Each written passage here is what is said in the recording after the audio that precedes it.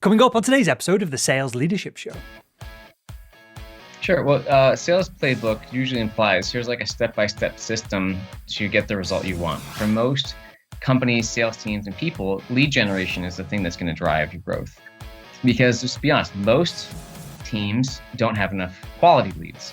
It even could be at the individual level, like who's my ideal customer? All right. And that really means what kinds of customers have paid the most money, gotten the most value, need me the most, need us the most. And how are they different from the customers where I'm a nice to have?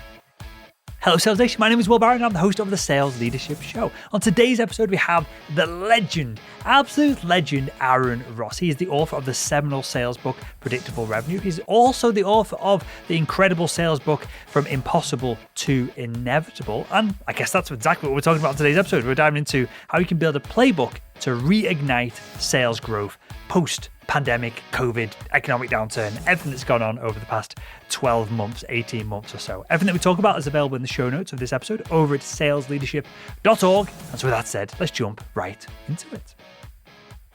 Aaron, welcome to the Sales Leadership Show. Yeah. Hey, Will. Happy to be here. I'm happy to have you on. Okay, so we're going to dive into, the title of this episode, the playbook to reignite sales growth. But I really want to go back to basics on this for any new sales leaders, new sales managers who haven't perhaps implemented this, or perhaps this was implemented such a long time ago that it needs just kiboshing and starting over again. What is a sales playbook? Why do we need them? And then perhaps we can go through details of what needs to go within them as well, Aaron. Sure. Well, sales playbook usually implies here's like a step-by-step system to get the result you want. So a sales playbook, which isn't quite what we're talking about today. Oh, got an invader coming in. A sales playbook would typically say, here's how you run the demo, then here's how you take that to proposal, and here's how you take it to the next step. Or an outbound playbook would be, here's kind of like the kind of target you're looking for, and then here's the messaging you may sample email. I tend to look at it something a little bit bigger picture, which is because I work with a lot of more like companies, sales teams and companies, which is how do you get the company to grow? But the principle is the same. So when you're looking at a company, it was just trying to accelerate growth. The first step, second step, third step, fourth step, there's still a playbook for that. The idea of taking companies and repeating the things that help drive fast growth across SaaS companies, a lot of those principles actually are similar company to company and actually team to team and even person to person. So in this case, the playbook to reignite growth really means like a few steps that you can follow to actually get growth to grow faster, right? As a team or for a sales team or as a company. Sure, and I just double down on this because you said it there, but I don't want to gloss over it. This is going to blow some people's minds. Is it possible, and again, this more tenured sales leaders is going to be obvious, but is it possible to have a step-by-step process that salespeople follow that leads to predictable results? It totally is. Yeah. In fact, you see this all the time and there's basically usually you break it down into two different sections, right? The first is a step-by-step process to fill your funnel. Sure. And the second is a step-by-step process to take things from that initial salesperson call or demo through to close. Sure. Perfect. I just wanted to get the kind of the words from your mouth there of how we can build predictable models for revenue with enough data, with enough action, and enough, I guess, experimentation as well. Cool. So with that, then again, let's make the assumption that we are following somewhat of a playbook. It's either good, bad, it's working, it's not working. That's regardless. We'll put that to one side for a second. But we're following some kind of playbook here. What do we need to do differently moving forward in 2021 now to reignite sales growth? Where perhaps because we can blame things on the economy, whatever it is, the markets, things have perhaps stagnated over the past 12 to 18 months. Yeah. Well, let's start where it's kind of like in the middle, a little bit in the middle of the playbook. And I take this out of, there's a book that Jason Lemkin and I did called From Impossible to Inevitable. And it's really kind of like four main steps that we're going to look at. So the second step is really, I think, the key lever. And that really is the realization that for most companies, sales teams, and people, lead generation is the thing that's going to drive your growth. Because just to be honest, most teams don't have enough quality leads. Quality, let's use the word appointments, right? You need more meetings, good meetings. Okay, how do you get those? Of course, there are some companies that are getting enough, and their main challenge is growing deal size. Their main challenge might be, more repeatability in the sales process. And, there's all kinds of things, but for the most part, we need more meetings. So it assumes if you get them, you can close them. So now the thing is, if your goal is more meetings, and there's ways to get them in a predictable way, right? We can talk about outbound prospecting. That's one way. Inbound marketing. So lead generation really is the thing that will drive most of your growth meetings. But what we saw last year, it's not just meeting. Like what does it take to get meetings? Biggest problem that people deal with, companies that are trying to grow, is that they're not ready to grow. Like, things changed. Maybe you weren't growing as fast as you wanted to before. Maybe the market's changed, because obviously a little bit of disruption over the last year. That's going to continue this year. So we say is actually the first place to start is nailing your niche, right? It's really going back. Or maybe it's the first time, or maybe you're redoing it. Like I said, kibosh it all and start, which is, who's our ideal customer? Mm-hmm. Again, this could be at the company level, it could be at the team level. It even could be at the individual level. Like, who's my ideal customer? All right. And that really means what kinds of customers have paid the most money, gotten the most value, need me the most, need us the most. And how are they different from the customers where I'm a nice to have? Or, so for example, here's a nice to have. Let's say you have a SaaS product. People come in, they see the demo, they're like, that's so cool. And you never hear from them again. Like, that's nice to have. So just because they get excited, right? You got to put yourself in the shoes of buyers, right? For people who are buying things, remember, like, it is a lot of work to select something, to like evaluate, select, and then buy something and then implement. That's a ton of work. How can you make it easier on them? So, who needs you? If it's not something they really need, it'll just peter out. Something else will take over. So that's why they have to need you. So who are those customers? And then, again, key people, who are the buyers? And usually it's pretty common companies sell kind of like one level too low. How can you sell one level higher? So making sure that you can communicate, you identify who the key buyer is, maybe their boss, or your buyer and the CFO, and be able to speak both languages. But this is really the empathy of being able to put yourself in the shoes of those key people and understand a bit of their day in the life and what they're dealing with, because that might have changed over the last year too. Like, the problems of who your buyers are and their problems might be different. And this is part of that, dancing and shuffling. So it's just going back to, who should I be talking to? What do they care about? How can I speak in their language? Because if you can't do that, you're not going to get more good meetings. Is this it depends where your company's standing right now, if it's on its knees or if it's surviving. But is this potentially an opportunity for us? Because when we talk about perhaps our ideal customer profiles, personas, our niche, the customers that are still with us on the back end of a pandemic are probably our best customers, are the correct people we should be dealing with, and everyone else has dropped us. Perhaps they are the signature of individuals who we were nice to have. Is this a prime opportunity to really double down on the customers that are buying from us, really research those individuals, and not just from a survey perspective of, are we a nice to have or are we required? They are still spending money, so they've got the kind of they're in the game, so to speak. Is this a good opportunity to really look at that and have actual real data on it, again, as opposed to a survey of, would you like to continue working with us over 5 years? Yeah, for sure. I mean, honestly, if you think about it, there's a tremendous amount of, I don't know, maybe the world's greatest amount of disruption ever, at least in my lifetime, and which is almost 50 years, not quite.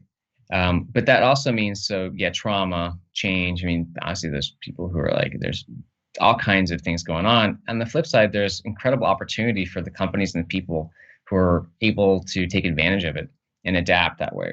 So there's a lot of companies that are, have gone out of business, but there's a lot of companies that are growing faster than ever.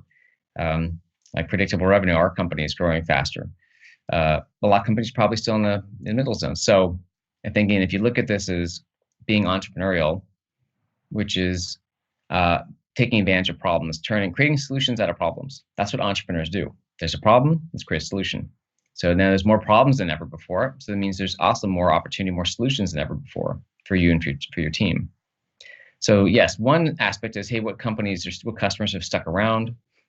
And I think too, just there's some more obvious ones, like certain spaces are just hospitality and travel. Like what spaces are just more dead for now, which ones are going to be dead that way for a while, which ones are coming back.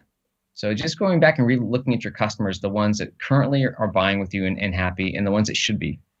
So it is kind of re-looking at all that from scratch. You probably did it last year. It's time to do it again. And the example is if you're a job seeker, right? There's going to be, obviously, if you were from hospitality, like looking for something in hospitality, going to be pretty hard. How can you convert the skills and talents you've had into something that be more relevant to like SaaS? Because SaaS companies, software companies are growing faster than ever. All right, that's the principle. But what people might want is different. So if you were selling, or maybe you're in customer service in a hotel, right? So you might not say customer service for a SaaS company, but again, if you're good at dealing with clients, if you're good at looking at the skills you've got and just redescribing them in the language that might be different to the industry that you want to talk to, right?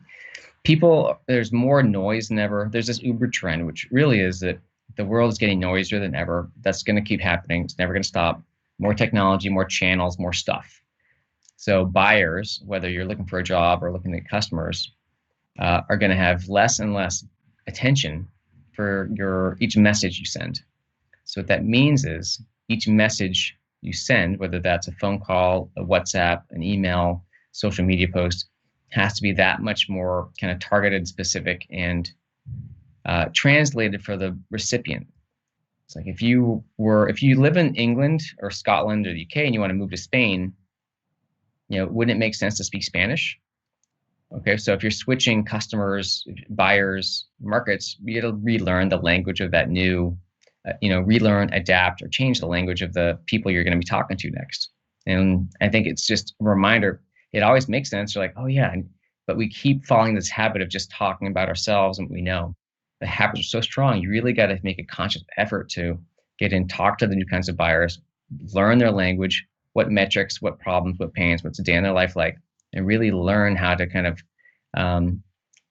put yourself in the shoes of the people you want to connect with. How does this look practically? Let's say we're a sales leader. The answer might be hire Aaron Ross, predictable revenue, to do some of the work for us, right? But put that to one side for a second, because clearly that's going to be the answer to a lot of the questions here. How do we very practically narrow down the language, the day in the life, these research elements that help us build ideal customer personas and messaging and the ability to kind of like scale outreach or build inbound content to attract our potential buyers? What does it look like to actually get that information? What do we need to do? Yeah, well, I mean, I like things that are really simple, and I think you just got to go talk to three relevant people. Like start there. You don't have, you can call it interviews. That might put, some people, just weird how people are like that. It feels like pressure, like, wow, just go talk to three people that are relevant. Ideally, again, if you're in sales, you can start with current customers, people you know. Like that's okay. It's better if you can do it with people who don't know you yet, right? It's harder to go out and get those kind of conversations with kind of prospects who aren't as biased. Because current customers would know you. They're going to be a little bit biased. It's like, you should stop asking for feedback from your friends.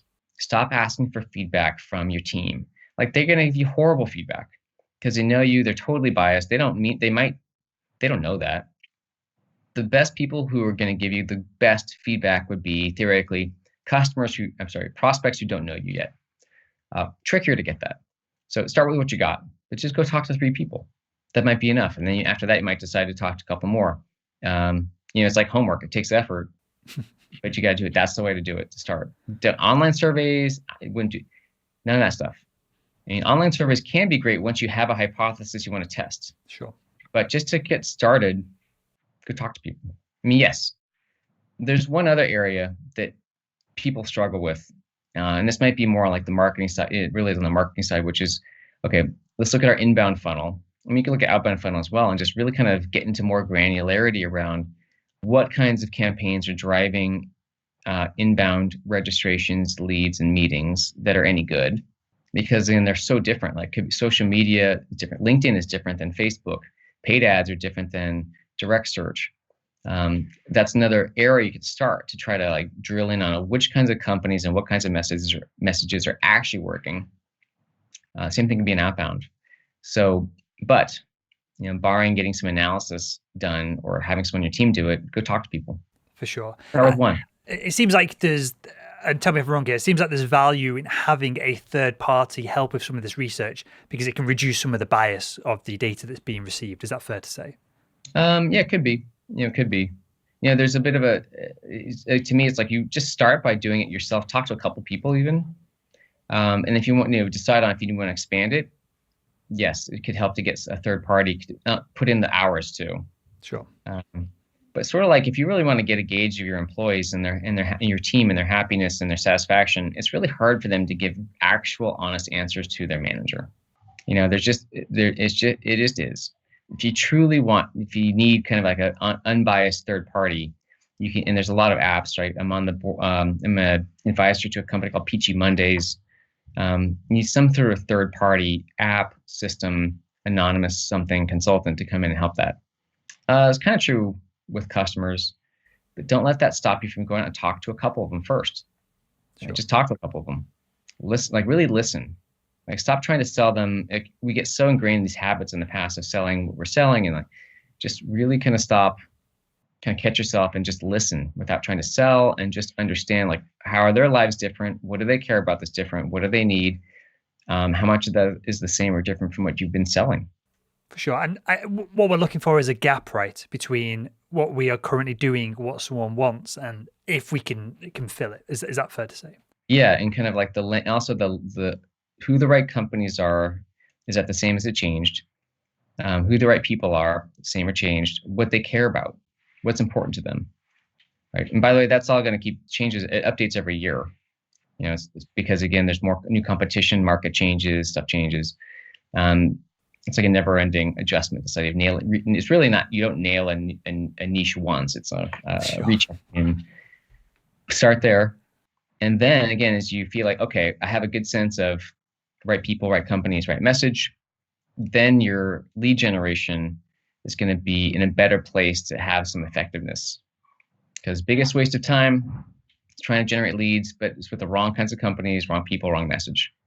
For sure. And I feel like this is something that marketing does far better than sales. Hopefully this will change, but maybe it's worth just me giving a quick 10-second overview of the scientific method, right? I think this is ingrained in marketing, and salespeople tend to go on art and gut a lot more than what marketing does. Of the scientific method, perhaps you gather some data, whatever it is, you create a hypothesis, and then you test against the hypothesis. Is it right? Is it wrong? You refine this over time, and you end up with your niche, you end up with your customers, you end up with your ideal buyer or customer persona. Yeah, I don't know if marketing does that, but I mean, again, it's more like some marketing teams do it better than sales. Some sales teams do it better than marketing.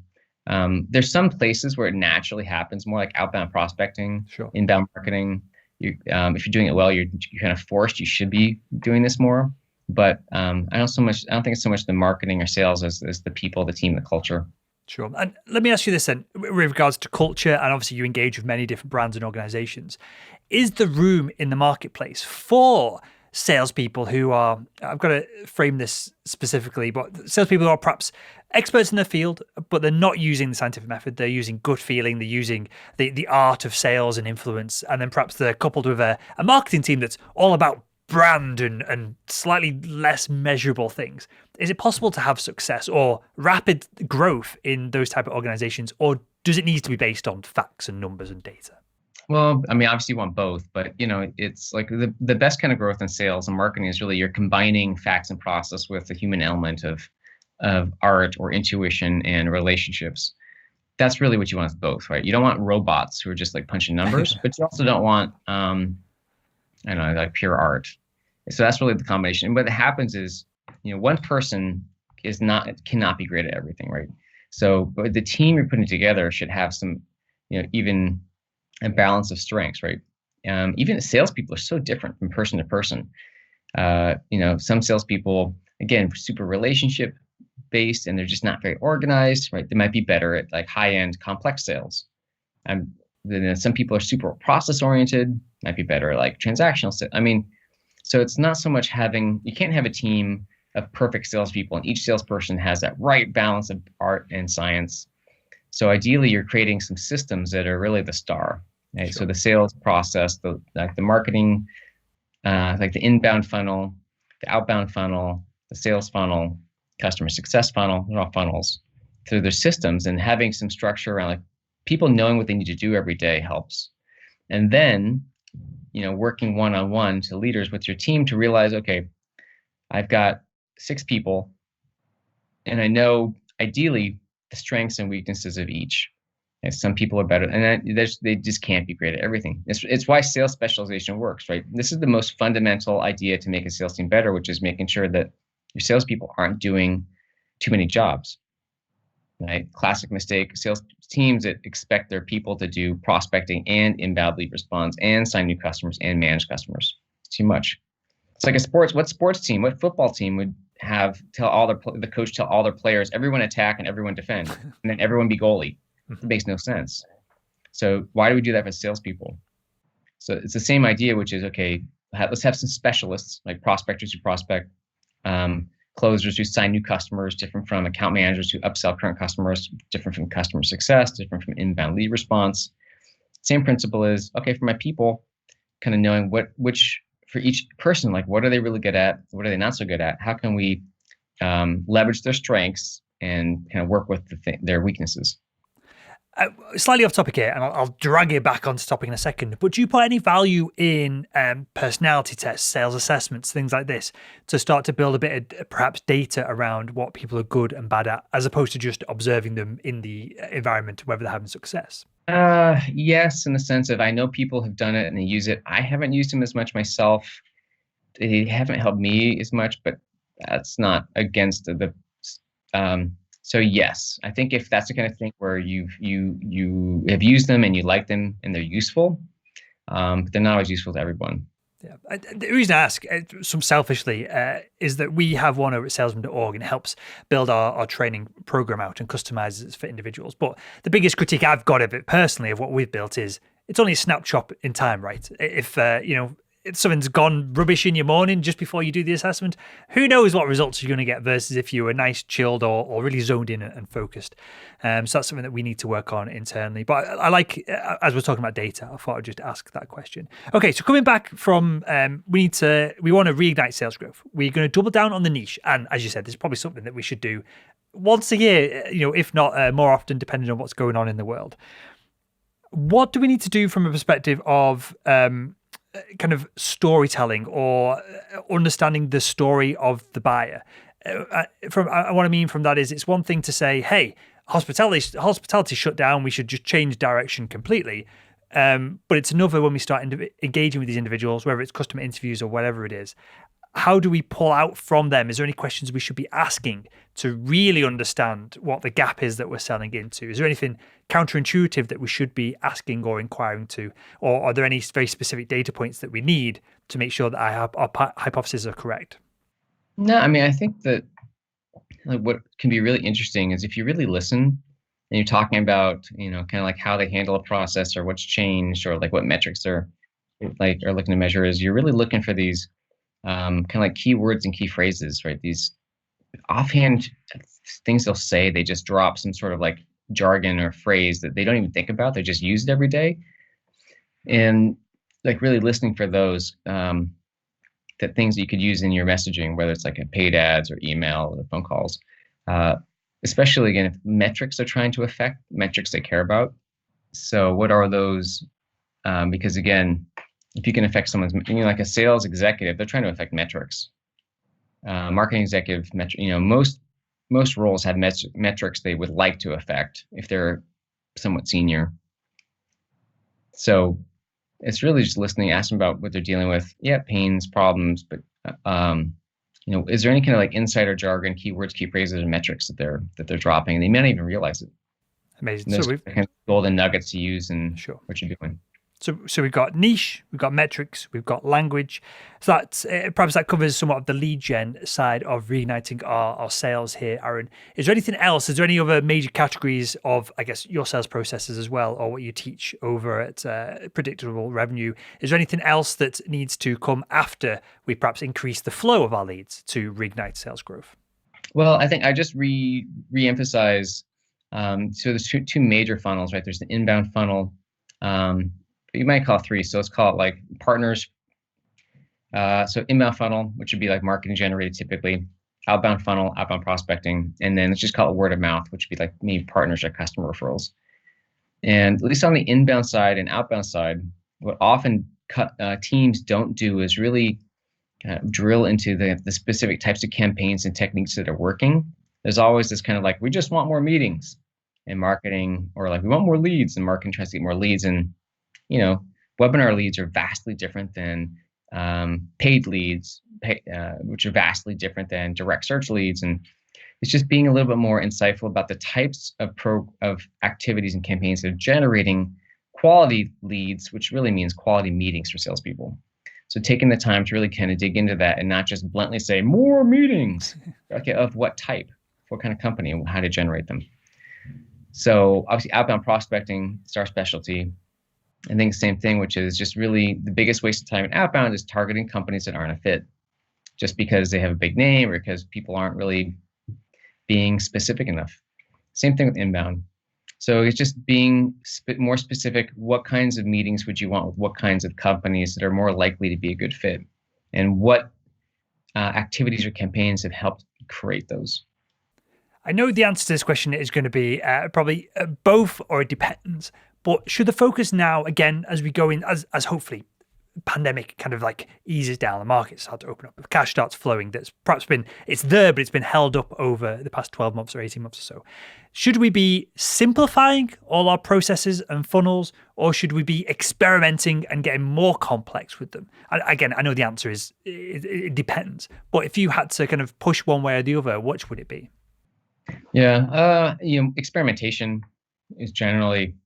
I do think it's hard because some people they build out so much like process and playbook that's overwhelming for salespeople. It's this never-ending, impossible line to balance between enough to be useful but not too much to be confusing. But on the flip side, yeah, same thing. We're never experimenting enough with the lead gen side, with this outbound, inbound messages, the demos. Because I think it takes more energy than we realize to run actual experiments. Sure, it takes more energy. Say, all right, if we're going to, and it feels risky, right? Hey, we're going to run 10 demos this way, and then we're going to do 10 demos this other way and kind of measure that somehow. It sounds, okay, yeah, that makes sense, but then actually go in and do it and like get people to do it that way, it's more work than we realize. So I think what I recommend typically is, especially on like the outbound prospecting side, if you just kind of expect your team to run experiments and try stuff, I mean, they will, but you won't learn as much because a lot of what they try, they don't write down, they don't remember. You just lose the learnings. You just kind of, like, we've been doing this for 6 months. Like, what did we try? So you should centralize, some way to centralize like your testing approaches, right? And saying whether it's on outbound or in your sales process, say, look, as a team, let's decide on a handful of things we want to test and how we're going to do that.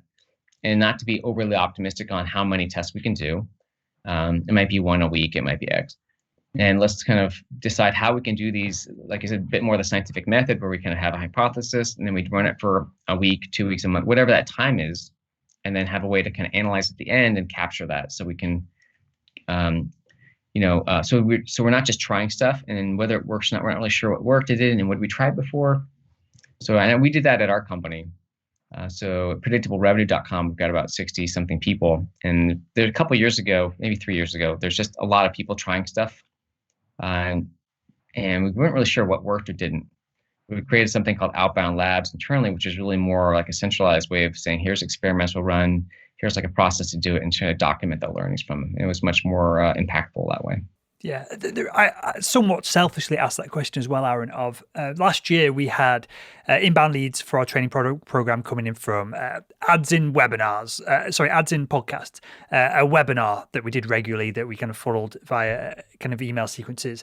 What else do we do? On the blog, getting people to sign into the newsletter. And to re-emphasize the point they made earlier on, the only leads that really converted at any great extent was the webinar leads. That was the only thing that, in hindsight, after processing the data, that's the only thing that really mattered. So our email list is, say, 110,000 people now, and we barely ever email it because, yeah, it's great to keep in touch with the audience and perhaps they'll become buyers over the longer term. But just focusing on the webinar completely. Well, we more than doubled our revenue last year. We're doing multiple kind of 7 figures in revenue now, all because of just this one webinar funnel and just getting simplifying on the back of data.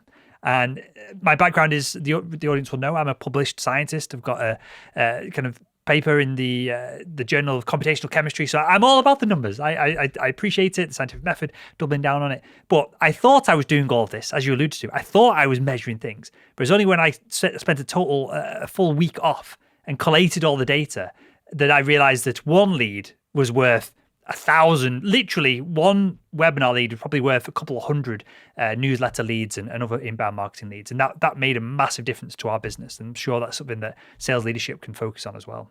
Yeah, it's a perfect example, right? So just doing that work to be more insightful about the types of leads you want, what actually closes, and so on, because a lead is not a lead is not a lead.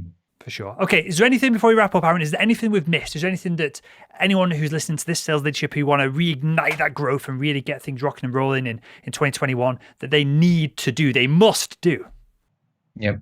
Well, I think just reemphasizing the importance of specializing your salespeople or yourself, which is you can't do everything really. You can't be great at everything. Your team can't be great at everything. So how can you kind of redesign the jobs and roles so people can do fewer things better? Now, if you're one person, that might look like a blocking time on your calendar, right? I've got time for prospecting, or I've got time for creating content and sticking to it. If you've got a team of salespeople, sometimes you get like openers, closers, prospectors, hunters. There's a lot of ways you can do it, but that really sets the foundation for people to be successful, because when they're juggling everything, everything's harder. So that's the foundation. That is one foundation, and in the front end, that nailing a niche, knowing your customers who need you the most, is the other foundation. So your work on this, Aaron, is clearly legendary with Salesforce and everything else, and splitting up the sales role into multiple segments. Just to wrap up the show here, is there anything that's changed over the past, 10 years of you preaching this and consulting on it and training teams on it? Is there anything that's changed with regards to splitting sales, the sales process into multiple roles? No, I mean, I think what has started to change and will over time is just sort of more roles, more specialization. So now it's common today, which wasn't 10 years ago or 5 years ago, was having, so you've got outbound prospectors, and then maybe, and some companies have kind of junior researchers supporting them, right? So it's another level of specialization, which is offloaded some of that research side. It doesn't always make sense. So I think the trend, again, will be more specialization, more types of jobs, so that like that team and then that machine can fit together. I think sales ops is more important than ever. Vital role, especially if you're at that million or a couple million, 3 million, you're trying to grow. Just because, again, there's more technologies, more tools, more process, and you need people. Same thing. If you're a VP of sales, if you don't have a sales ops person or resource, like you just can't do it. You just can't do all that yourself. Like, come on. And so just relying on like, what can you be the best at, or at least be great at, and things you're good enough at, and just because you can do something doesn't mean you should do it. Like investing in spinning up that other person resource so that they can be great at the thing that you need. Does this happen, or will this happen higher up the food chain? Will you have a sales manager who's focused on, the first part, or maybe not sales manager, because I imagine this happens, but further up the food chain, we have a CRO who does inbound and a CRO that does account management? Will we have splits higher up the food chain with regards to individuals and so they can really specialize in their roles?